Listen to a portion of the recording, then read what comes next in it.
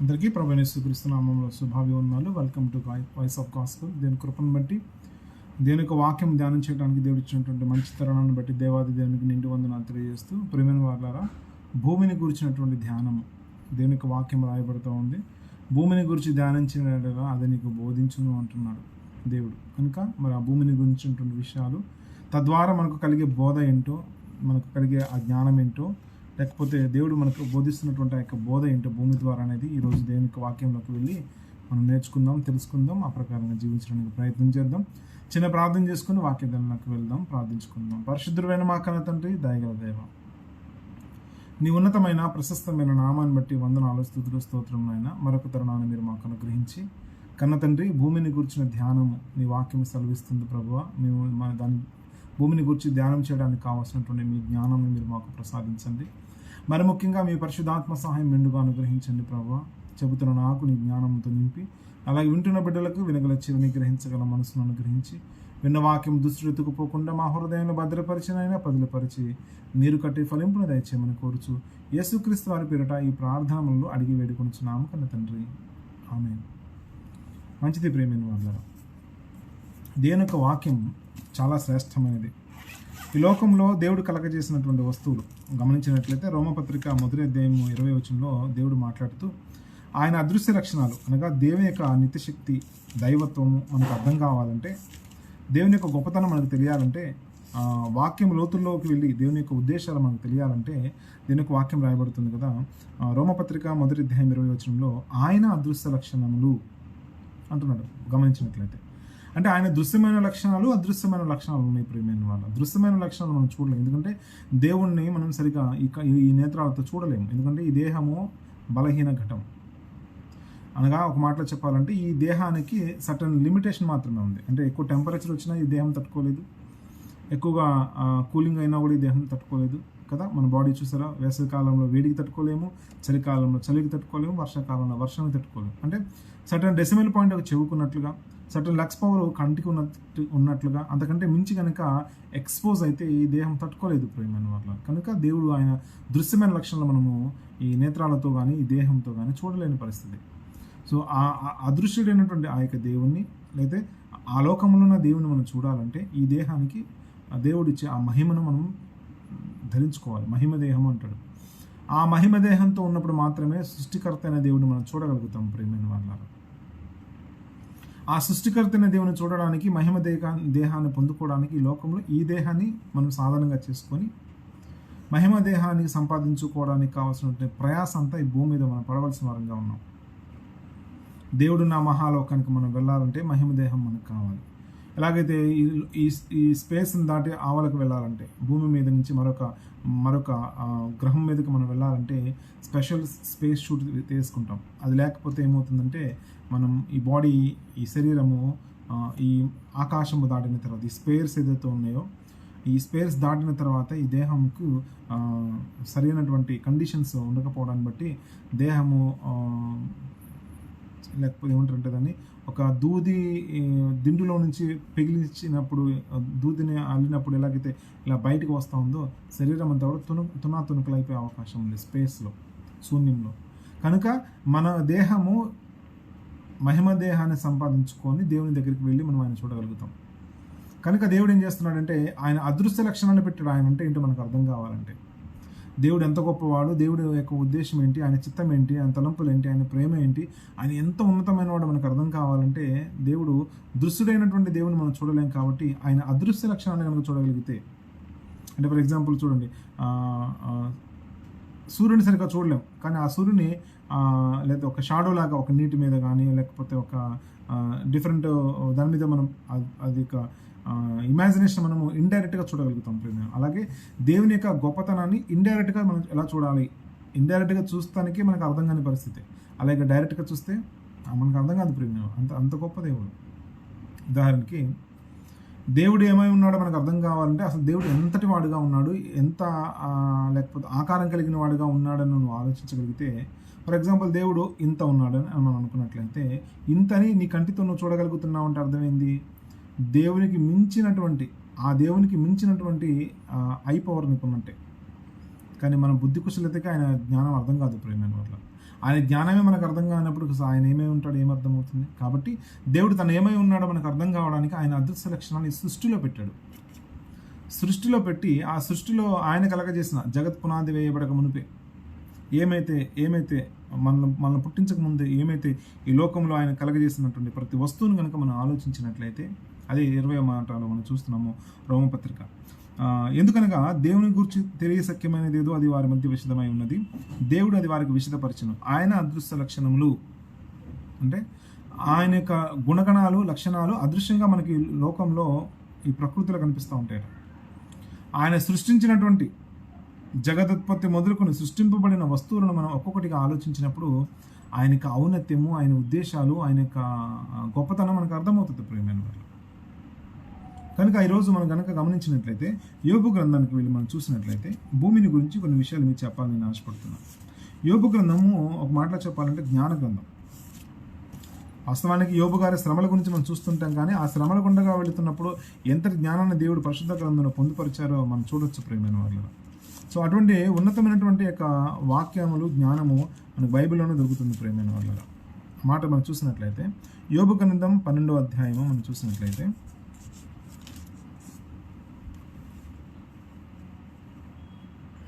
యోబు గ్రంథం 12వ అధ్యాయము 8వ వచనం మనం చూస్తున్నాం.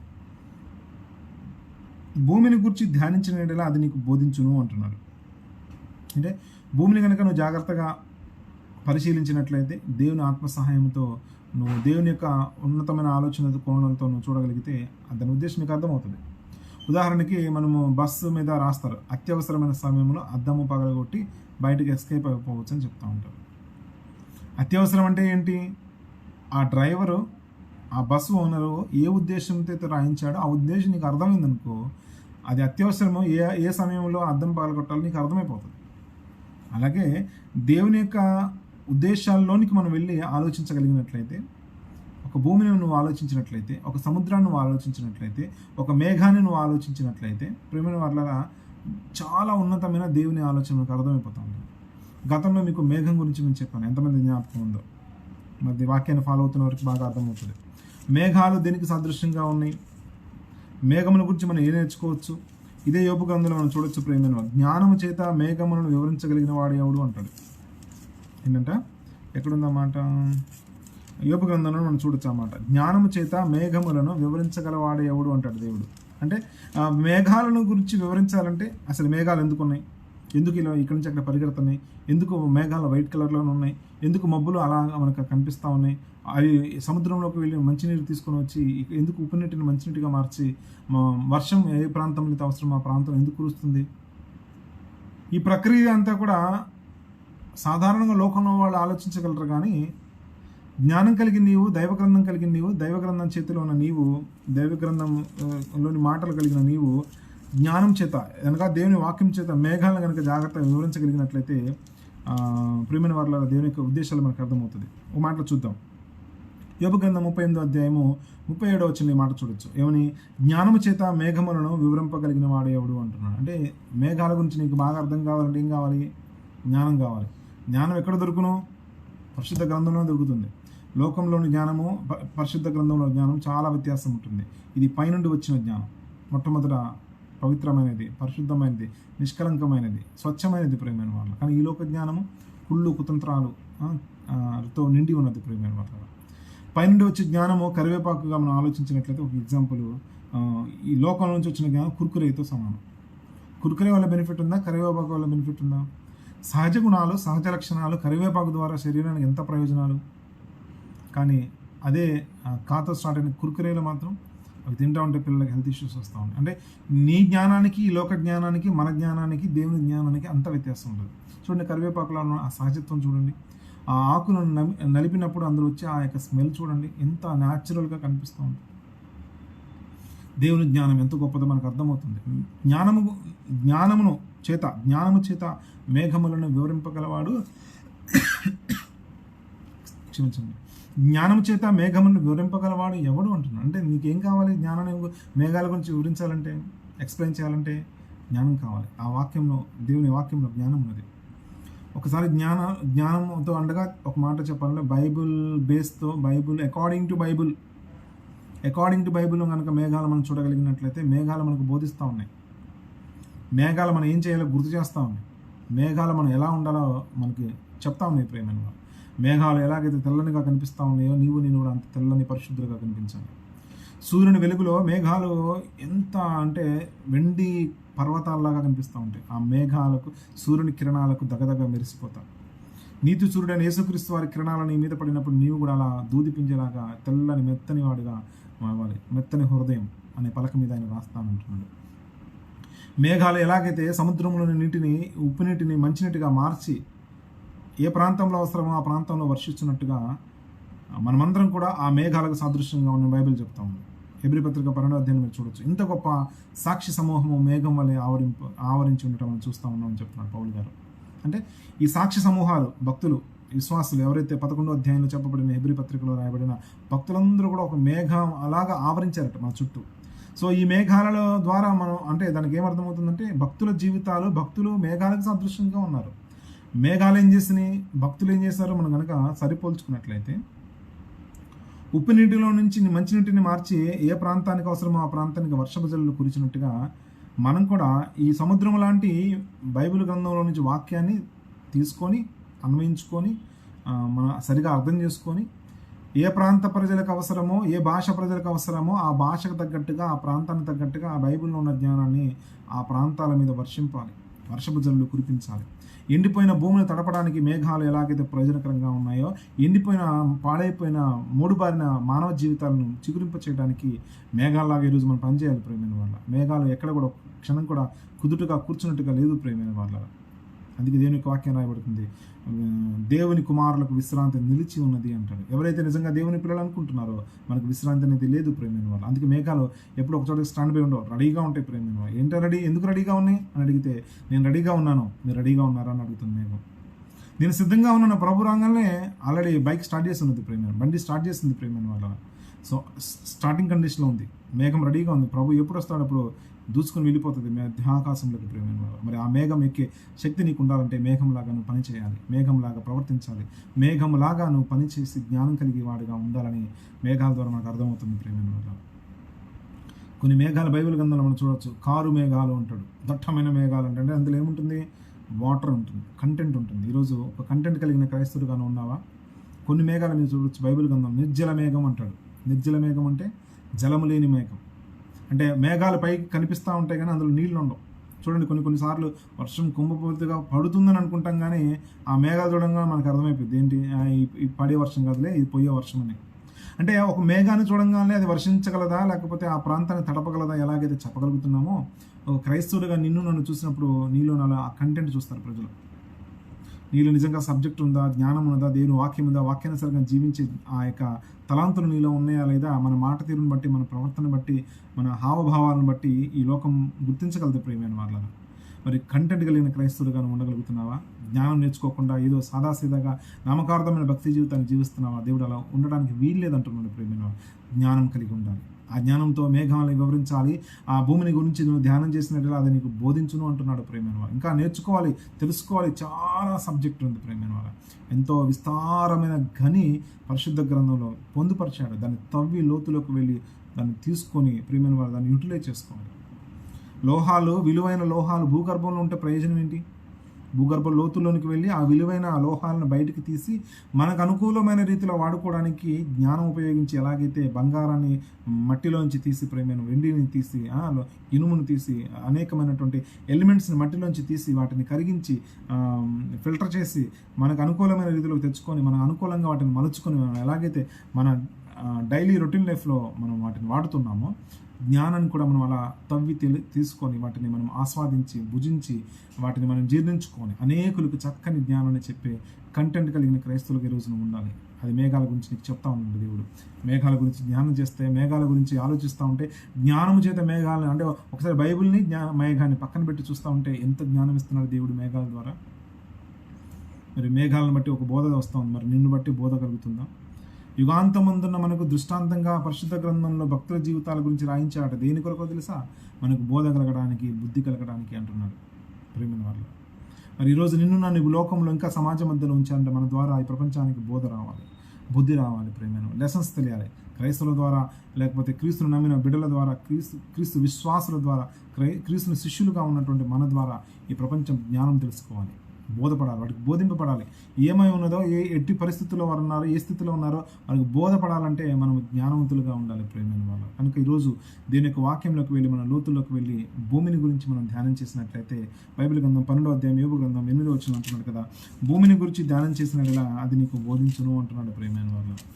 ఏంటట? యోబు గ్రంథం 12వ అధ్యాయము 8వ వచనం, భూమిని గురించి ధ్యానించిన అది నీకు బోధించును అంటే భూమిని కూడా మనం ఎలాగైతే అకార్డింగ్ టు బైబిల్లో దేవుని చిత్తంలో, దేవుని ఉద్దేశంలో కనుక నువ్వు ఆలోచించగలిగినట్లయితే, ప్రేమైన వల్ల అది నీకు బోధిస్తుంది అంటున్నాడు. ఆ యొక్క విషయం నీకు అర్థమవుతుంది అంటున్నాడు, ప్రేమైన వల్ల. జ్ఞానం చేత ఎలాగైతే మేఘాలను వివరించినట్టుగా దీని యొక్క వాక్యం చేత భూమిని గురించి కూడా మనం ధ్యానం చేయగలిగినట్లయితే భూమి ద్వారా ఎన్నో విషయాలు మనకు దేవుడు తెలియజేస్తూ ఉన్నాడు. ఈరోజు భూమిని మనం గమనించినప్పుడు చాలామంది భూమి మనల్ని భరిస్తుంది, మనల్ని మోస్తుంది, మనల్ని ఆదరిస్తుంది, ఓదారుస్తుంది, మన బరువును మోస్తూ ఉంది కాబట్టి భారం కలిగిగా ఉందని అందులో దైవత్వ లక్షణాలను చూసి ఈరోజు భూమిని దేవుని దేవతగా చేసి పూజించేవారు ఉన్నారు, ప్రేమైన వారులారా. భూమిలో ఉన్న లక్షణాలకే ఈ భూమిని మనం పూజించే వారంగా ఉన్నట్లయితే ఆ లక్షణాలు పెట్టిన వాడిని పూజించాలంటే గమనించాలి, ప్రేమైన వారు. సృష్టిలోనే ఇంత దేవుని తత్వం ఉన్నట్లయితే, దేవుని ఉద్దేశాలు ఉన్నట్లయితే సృష్టికర్తలో ఇంకెంత ఆయన గొప్పతనం ఉంటుంది, గమనించండి. సో ఆ సృష్టికర్త అనే దేవుని మనం స్మరించాలన్నా, ఆయన ఉద్దేశాలు మనకు తెలియాలన్నా, ఈ లోకంలో ఆయన కలగజేసిన జగదుత్పత్తి మొదలుకుని సృష్టింపబడిన వస్తువులు ఏమైతే ఉన్నాయో మనం కనిపెట్టినవి కాదు సుమా, మనంతా తయారు చేసినవి కాదు. దేవుడు తన నోటి మాట చేత చేపట్టిన ప్రతి వస్తువును కనుక నువ్వు పరిశీలించినట్లయితే తేటగా నీకు అర్థమైపోతుంది. ఒక సముద్రాన్ని ధ్యానం చేసిన, ఒక భూమిని ధ్యానం చేసిన, ఒక చెట్టుని ధ్యానం చేసిన, ఆయన జగదుత్పత్తి మొదలుకొని ఏమైతే సృష్టించాడో అవన్నీ కూడా మనం ఆలోచించగలిగిన ఒక్కొక్క దాని గురించి ఒక్కొక్క బోధ, ఒక్కొక్క పాఠాన్ని నేర్పుతుంది, ప్రేమైన వాళ్ళ. టొమాటో గురించి మనకు తెలుస్తుంది కదా. టొమాటో గురించి మనం ఆలోచిస్తే ఏం తెలుస్తుంది? టొమాటో గుండెకి మంచిదని డాక్టర్ చెప్తారు, ప్రేమైన వాళ్ళ.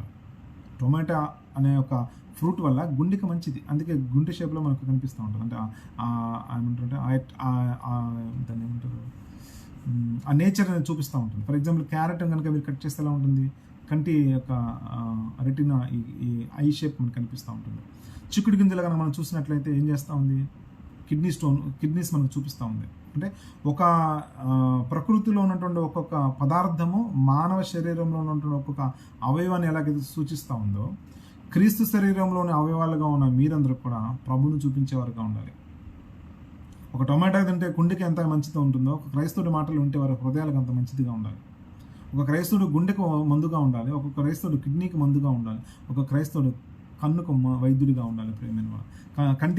కంటి చూపు మెరుగుపడడానికి క్యారెట్ ఎలాగైతే ప్రయోజనకరంగా అవుతుందో, ఈ మానవ లోకంలో ఉన్న ప్రజల కంటి చూపు మెరుగుపడి సృష్టికర్త అయిన దేవుని మనోనేత్రాలు గుడ్డిదనం కలగకుండా కళ్ళు తెరవబడి, బిలాము ఎలాగైతే దేవుని చూశాడో అలా వారిని కళ్ళు తెరవబడి చూడడానికి కావాల్సిన ఏమంటారంటే విటమిన్స్ని నువ్వు ఇవ్వగలిగినటువంటి ఒక పంటను పండించే భూమిగా ఈరోజు నువ్వు ఉండాలి. బైబిల్ గ్రంథంలో విస్తార సార రస ఫలభరితమైనదంట భూమి. ఎంత సారవంతమైనదంటే దేవుడు ఎంత సారాన్ని దేవుడు దాన్ని పెట్టాడంటే కొన్ని వేల సంవత్సరాలుగా భూమి పండిస్తూనే ఉంది, పంట పండిస్తున్నది, ఫలాలు వస్తూనే ఉన్నాయి, ప్రియమైన వాళ్ళ. ఈరోజు నేను కూడా ఆ ఫలభరితమైనటువంటి విస్తార సార రసఫలభరితమైన భూమిగా ఈరోజు నువ్వు ఉండాలని దేవుడు ఆశపడుతూ ఉన్నాడు. సో భూమిని గురించి మనం జాగ్రత్తగా ఆలోచించినట్లయితే ప్రియమైన వాళ్ళరా మన కొన్ని విషయాలు మనకు అర్థమవుతూ ఉంటుంది. చూద్దాం. ప్రారంభం నుంచి ఆదికాండం మొదలుకొని మనం ఆ యొక్క భూమి గురించి కొన్ని విషయాలు మనం గమనించినట్లయితే ఆదికాండం 1వ అధ్యాయం 2వ వచనం మనం చూడొచ్చు. ప్రియమైన మనం భూమి నిరాకారంగాను ఉన్నది అంటారు కదా. ఎక్కడ ఉందన్నమాట ఆదికాండం ప్రారంభం మనం చూసినట్లయితే ఆది యందు దేవుడు భూమి ఆకాశంలో సృజించను అంటున్నాడు. ఆ భూమి ఎలాగుందంటే ప్రారంభంలో మనం చూసినట్లయితే చీకటి అగాధ జలములపై కమ్మి ఉండును, దేవుని ఆత్మ జలములపై అల్లాడుచుండును, దేవుడు వెలుగు కమ్మని పలకగా వెలుగు ఆయన రాయబడుతుంది. ప్రేమైన వాళ్ళ భూమి ఎలా ఉన్నదంటే 2వ వచనంలో భూమి నిరాకారంగాను శూన్యంగాను ఉన్నది, అంటే ఉనికి లేనిదిగా ఉన్నది. అసలు ఉన్నా లేదా అది కూడా మనకు తెలియదు.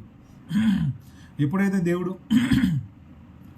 దేవుడు తన నోటి మాటతో పిలిచాడో కలుగును గాక అన్నాడు, వెంటనే ఆకారం లేని కనిపించని శూన్యంలో ఉన్నటువంటి యొక్క భూమి ఒక ఆకారానికి వచ్చింది. ప్రేమ నిరాకారం నుంచి శూన్యంలో నుంచి ఒక ఆకారాన్ని సంపాదించుకుని గోళంలాగా తయారైంది కదా.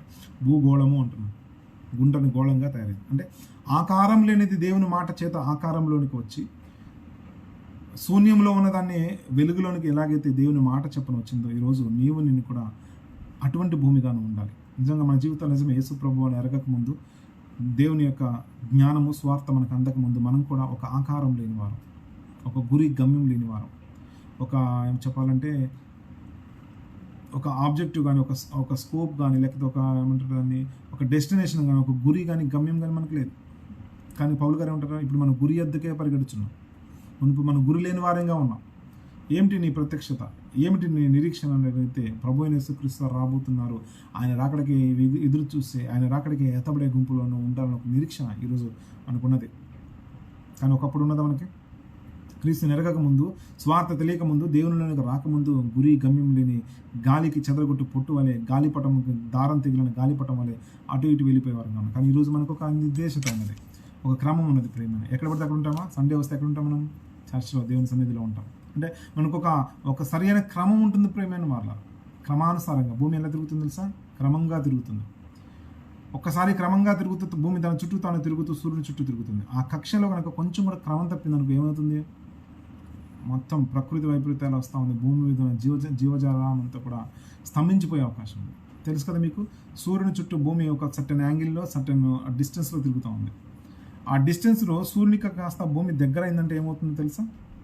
సూర్యుని నుంచి వచ్చే వేడిమికి భూగోళంలో ఉన్నటువంటి జీవచరాలన్నీ కూడా మాడిపోయే అవకాశం ఉంది వేడిమికి.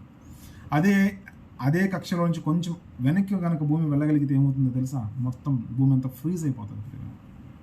అంటే ఒక సర్టన్ సెన్సిటివ్ జోన్లో భూమి తన చుట్టూ తాను తిరుగుతూ సూర్యుని చుట్టూ క్రమ పద్ధతిలో తిరుగుతూ ఉంది.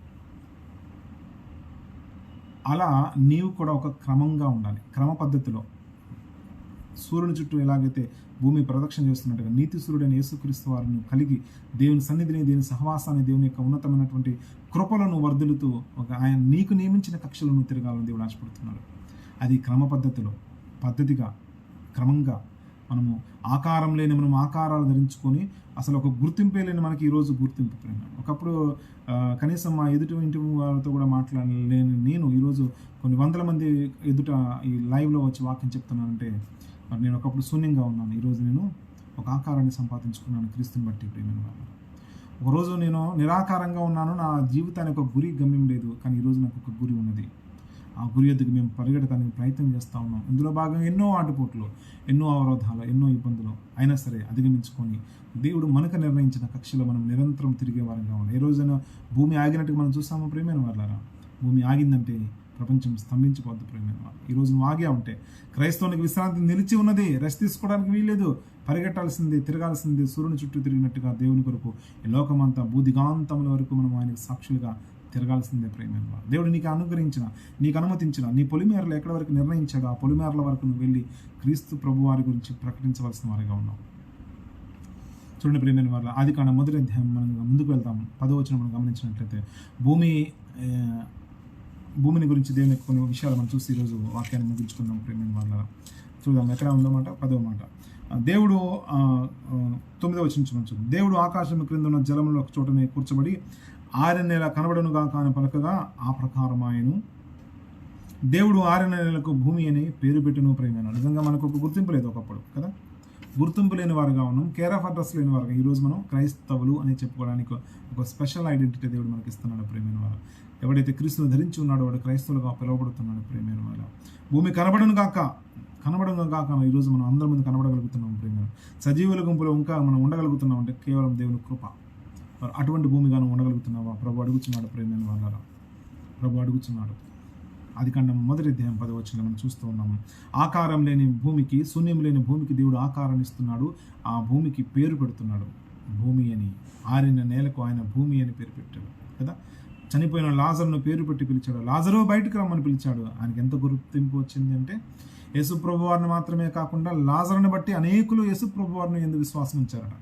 ఎంత గొప్ప సాక్షి జీవితం లాజరు ప్రేమైన వాళ్ళ. మరి ఈరోజు కేర్ ఆఫ్ అడ్రస్లో నీకు గుర్తింపులే, నీకు ఒక గుర్తింపుని దేవుడు తీసుకుని వస్తే ఆ గుర్తింపు ద్వారా నిన్ను బట్టి అనేకులు దేవుని దగ్గరకు రాగలుగుతున్నారా? పేరు పెట్టబడిన జనాంగంగా నువ్వు ఉండగలుగుతున్నావా? ఆయన పేరు పెట్టి పిలిచే ఆ జనుల గుంపులో నువ్వు ఉండగలుగుతున్నావా? బలా నమ్మకమైన దాసురాలు అనిపించుకునే ఒక ఆ పిలుపులోకి నువ్వు ఉండగలుగుతున్నావు ప్రభు అడుగుతున్నాడు ప్రేమైన వాళ్ళలో. దేవుడు 6 నెలలకు భూమి అని పేరు పెట్టిను, జలరాశికి ఆయన సముద్రం అని పేరు పెట్టిను, అది మంచిదని దేవుడు చూసినావు. భూమిని ఏమంటున్నాడు తెలుసా? అది మంచిది అంటున్నాడు. మరి నీవెలా ఉన్నావు? నీ మాట అవునంటే అవును, కాదంటే కాదు. అంతకు మించి వచ్చిందంటే దుష్టు నుంచి పుట్టినట్టే. మనం కాసేపు అవునంటున్నాం, కాసేపు కాదంటున్నాం ఒక విషయాన్ని ప్రేమ. అంటే మనం ఎక్కడి నుంచి పుట్టుతున్నాం? దుష్టు నుంచి పుడుతున్నాం అంటే మన మాటలు. అలా ఉండడానికి వీల్లేదు. భూమి ఎలాగైతే 6 నెలలకి దేవుడు భూమిని అని పేరు పెట్టాడో, ఆరిపోయినా పాడిపోయినా మరి చితికిపోయిన మన జీవితాలను దేవుడు మలచి, నలిగిన రెల్లును ఆయన ఎరవకుండా, మకమకలాడుచున్న జనపనార ఒత్తిని ఆయన ఆర్పకుండా మరలా దాన్ని వెలిగించి దాని నూనె పోసి ఆ దీపాన్ని వెలిగించిన దేవుడుగా ఈరోజు మన జీవితాన్ని బాగు చేశాడు. బాగు చేయబడిన నీకు ఒక నామకరణం చేశాడు ప్రేమైన వారు. నేను చర్చిలో వాక్యం ధ్యానం చేస్తాను, నాకు అనిపిస్తూ ఉంది. క్రైస్తవులందరికీ కూడా సంఘాల్లో సేవకులు పేర్లు పెడతా ఉంటారు. ఒకరికి దానియేలని, ఒకరికి యేసేపు అని, ఒక దావీద్ అని, మరియా అని, చాలా పేర్లు పెడతా ఉంటారు. మార్తా అని, లేకపోతే ఇక చాలా విషయాలు పేరు పెడతాను. నాకు అనిపించింది, నేను దేవుని సన్నిధిలో వాక్యం ధ్యానం చేస్తున్నప్పుడు, క్రైస్తవ జీవితంలో దేవుడు మనకి చర్చ్ ద్వారా, సంఘం ద్వారా, సేవకుల ద్వారా ఒక పేరు నామకరణం చేస్తాను, ఫార్మాలిటీ చేస్తూ ఉంటారు కదా. అట్లీస్ట్ ఆ పేరు తగ్గగా జీవితాన్ని కనుక మనం జీవించగలిగితే 50% మనము పాస్ అయిపోయినట్టే ప్రేమైన వాళ్ళ, అచీవ్ అయినట్టే. అట్లీస్ట్ మనకు పెట్టబడిన ఆ పేరును బట్టి మనం జీవించగలిగితే. ఫర్ ఎగ్జాంపుల్ దావీదు ఎలాగున్నాడు? దేవుని ఇల్లంతట్లో నమ్మకస్తుడుగా ఉన్నాడు. అలా నువ్వు ఉండగలుగుతున్నావు దావీదు పేరు పెట్టుకుని. నువ్వు కొంతమంది యేసేపు అని పేరు పెట్టుకుంటాం ప్రేమైన వాళ్ళు. యేసేపు లాగా నువ్వు ఉండగలిగితే చాలు. ఆల్మోస్ట్ మ్యాక్సిమం పర్సంటేజ్ నువ్వు ఉత్తీర్ణత సాధించినట్టే, పరలోకానికి అర్హుడు అవుతావు ప్రేమైన వాళ్ళ. ఒక టికెట్ తీసుకున్న బాప్తిజం ద్వారా పరలోక ప్రయాణానికి టికెట్ తీసుకుని నీకు పెట్టబడిన పేరుని బట్టి, అట్లీస్ట్ పేరుని బట్టి ఆ పేరుని నిలబెట్టుకోగలిగితే నాకు అనిపించింది, చాలా అనిపిస్తూ ఉంది ప్రేమ. ఆ పేరును నిలబెట్టుకోవడానికి ఎంతో ప్రయాసపడాల్సిందే. ఇంకా తర్వాత సాక్షి జీవితాన్ని జీవించడం చాలా ఉంది ప్రేమైన వాళ్ళ. సో భూమి వల్ల ఎన్ని ప్రయోజనాలు ఉన్నాయో పరిశుద్ధ గ్రంథంలోకి వెళ్ళి చూస్తే చాలా శ్రేష్టమైన విలువైన విషయాలు మనకు అర్థమవుతూ ఉంటాయి. మరి ఈరోజు నీకు పెట్టబడిన పేరుని బట్టి నువ్వు నిలవగలుగుతున్నావా? నిలిచి ఉండగలుగుతున్నావా? భూమి గురించి దేవుని యొక్క వాక్యం రాయబడుతుంది, భూమి నాది అంటున్నాడు కదా. చాలా బాగుంటుంది ఆ విషయం. ఈరోజు మనం ఎవరం ప్రేమైన వారు? మన సొత్తు కాదు, మనం విలువ పెట్టి కొనబడిన వారు. మన సొత్తు కాదు. మన సొంత క్రియలు జరగడానికి వీలేదు, సొంత ఆలోచన చేయడానికి వీలేదు. ఎందుకంటే మనం ఆల్రెడీ చనిపోయిన వారం క్రీస్తులో తిరిగి లేపబడిన వారం. మన సొత్తు కాదు. అందుకే దేవుని గురించి వాక్యం రాయబడుతుంది. బైబిల్ గ్రంథంలో ఎక్కడ ఉంటుంది అన్నమాట, చాలా బాగుంటుంది అన్నమాట. భూమి ఆయనది అని రాయబడుతుంది ప్రేమైన వల్ల. కీర్తన గ్రంథం 89వ కీర్తన 11వ వచనం మనం చూడొచ్చు. ఈ మాట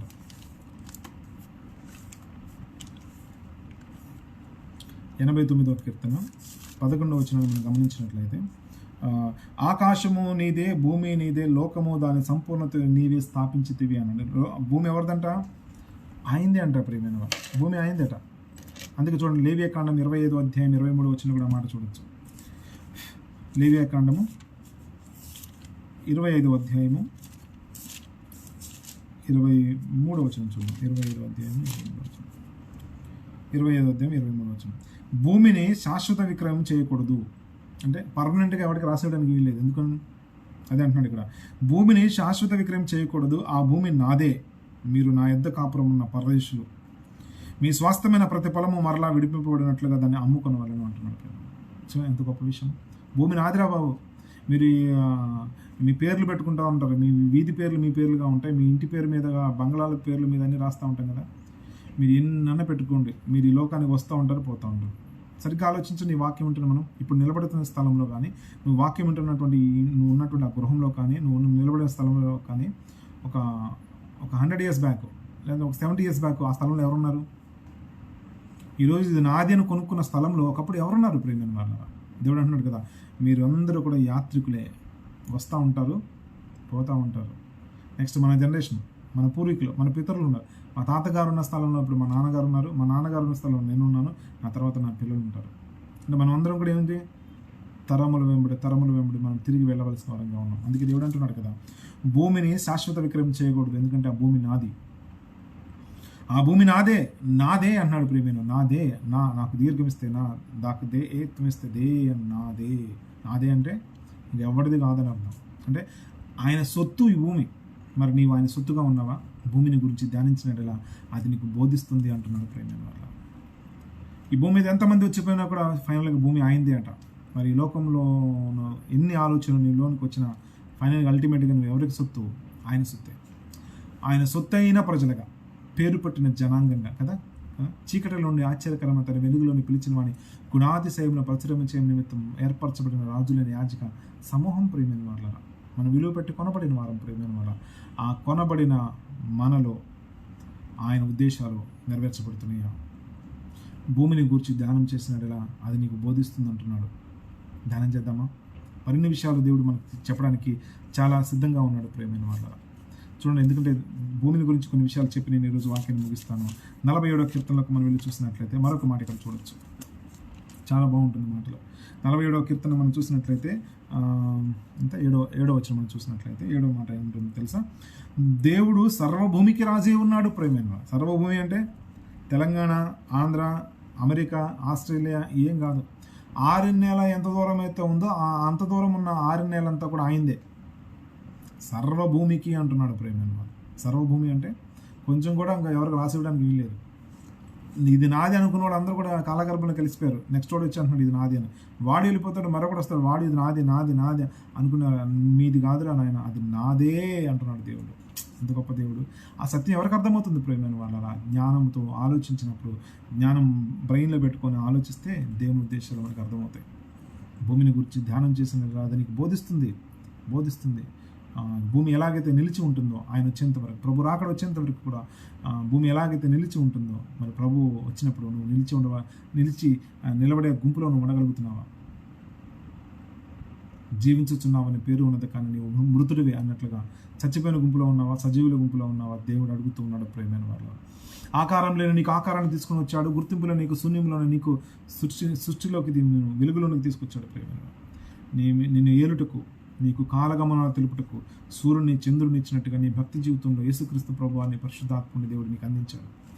ఆ వాక్యాన్ని బట్టి, ఆయన సహవాసాన్ని బట్టి, ఆయన యొక్క ఆత్మ నడిపింపుని బట్టి చక్కగా కాలాలు ఎలాగైతే చలికాలం, వేసవికాలం, శీతాకాలం వచ్చి అనేకమైనటువంటి ఋతువుల వల్ల ఈ భూమి ఎలాగైతే చక్కగా పండుతూ ఫలిస్తూ ఉందో, పరిశుద్ధాత్మదేవుని సహవాసంలో క్రీస్తు ప్రభువారి వెలుగులో నీ జీవితాలు ఫలించాలి. ఫలభరితమైన జీవితంగా నీవు నేను ఉండాలి. దేవుని యొక్క వాక్యం రాయబడతాం కదా. ఆయన ఏమై ఉన్నట? ఆయన సర్వభూమికి రాజే ఉన్నాడు అంటారు ప్రియమైన వాళ్ళు. మరి అటువంటి రాజును నువ్వు ఎలా సేవిస్తున్నావు? అటువంటి ప్రభువుని కలిగి నీవు ఎలా ఉంటున్నావు? భూమి మనల్ని మోస్తున్నట్టుగా ఈరోజు నువ్వు ప్రభువును మోయగలుగుతున్నావా? ప్రభువును వెంబడించగలుగుతున్నావా? ప్రయాసపడి భారం మోసుకున్న సమస్త జనులారా నా ఎద్దుకు రండి, నేను మీకు విశ్రాంతి కలగజేస్తానని చెప్తున్నాను. ప్రభువారు అంటున్నాడు కదా, నా కాడిని మీరు ఎత్తుకోండి, అది చాలా సులువైనది, మీ భారాన్ని నాకివ్వండి అంటున్నాడు ప్రేమ. మరి మన భారాలు మనం భరించే వరంగా కాకుండా ప్రభువుకి ఇచ్చి ప్రభు భారాన్ని, క్రీస్తు ప్రభు వారి శిలువ భారాన్ని కొంతైనా మన వంతు మన శరీరంలో మోయడానికి ప్రయత్నించాలి ప్రేమైన వాళ్ళు. అటువంటి వారంగా ఉంటూ జ్ఞానం కలిగి, బోధింపబడి భూమిని గురించి నేర్చుకొని తగు జాగ్రత్త కలిగి దేవుని కొరకు బ్రతకాలని కోరుతూ మరికొన్ని విషయాలు ప్రభుత్వం మీద వచ్చే వారు నేర్చుకుందాం. అప్పటి వరకు దేవుడు మిమ్మల్ని దీవించును గాక. ప్రార్థించుకుందాం. ప్రేమ నమ్మకం గల మా కన్న తండ్రి, దయగల దేవ, నీ ఉన్నతమైన ప్రశస్తమైన నామాన్ని బట్టి వందనాలు, స్తుతులు, స్తోత్రం నాయన. భూమిని గురించి ధ్యానించినట్లా అది నీకు బోధించును అంటున్నారు ప్రభా. మరి నిజమే, ఎటువంటి బోధ దయచేస్తుందో ఈ కొన్ని విషయాలు బట్టి మాకు అర్థమవుతుంది ప్రభా. మరిన్ని బలమైన ఆత్మ సంబంధమైన లోతైన విషయాలు మేము నేర్చుకొని ఆ ప్రకారంగానైనా భూమిని గురించి బోధింపబడిన ఆయన మేమును బోధ కలిగిన ఆయన బుద్ధి కలిగి ప్రవర్తించే వారు ఉండడానికి మీరు కృప చూపించమని, నీ ఆత్మ సహాయం మాకు మెండుగా అనుగ్రహించమని, నీ కుమారుడు యేసుక్రీస్తు రక్తంలో మమ్మల్ని అక్కడికి శుద్ధి చేసిన దేవా నీకు వందనాలు ప్రభా. వాయిస్ ఆఫ్ గాస్పెల్ పేజ్ని మీరు జ్ఞాపకం చేసుకోండి. పేజ్ ద్వారా ప్రభా ఎందరు బిడ్డలు అయితే బలపడుతున్నారో వారందరినీ కూడా మీరు జ్ఞాపకం చేసుకోండి. ఎంతమంది సేవకులు అయితే వాక్యం ప్రకటిస్తున్నారు ప్రతి ఒక్కరిని జ్ఞాపకం చేసుకోండి. ప్రాముఖ్యంగా మా సహోదరి నిర్మలజ్యోతి గారు ఎంతో ప్రయాసపడుతూ ప్రభావ ప్రతి సేవకులకి ఎంతో సపోర్ట్ చేస్తూ ప్రభావ ఈ మినిస్ట్రీని నడిపిస్తున్నారు. తన కుటుంబాన్ని, తన సహోదరిని, తన కుటుంబాన్ని కూడా, తన తల్లిదండ్రులు కూడా మీరు జ్ఞాపకం చేసుకొని వారిని బలపరిచి దీవించి ఆ యొక్క భూమి ఎలాగైతే మరి నాయన నీ పనిలో వాడబడుతున్నదో ప్రభావ, అలాగే వాయిస్ ఆఫ్ గాస్పెల్ పేజీ, అలాగే వారి కుటుంబము, అలాగే నేను ఈ వాక్యం ఎక్కడైతే ప్రకటింపబడుతుందో ప్రకటింపబడిన ప్రతి సోషల్ ప్లాట్ఫామ్ అయా నీ పరిచర్య సహవాసం సంఘాలు ఏమైతే ఉన్నాయో వాటన్ని చోట్ల కూడా ప్రభావ మీ సత్యాన్ని మేము ప్రకటించే వారంగా, మీ సాక్షులుగా మేము జీవించే వారంగా, 6 నెలల కనబడినట్టుగా ఈ లోకంలో ప్రభు మేము కనబడే వారంగా, మిమ్మల్ని కనబరిచే వారంగా ఉండడానికి మీరు కృప చూపించమని కోరుచు యేసుక్రీస్తు వారి పేరిట ఈ ప్రార్థనలు అడిగి వేడుకొంచున్నాము కన్న తండ్రి. ఆమేన్. ఆమేన్. అందరికీ వందనాలు. God bless you all. Thank you so much.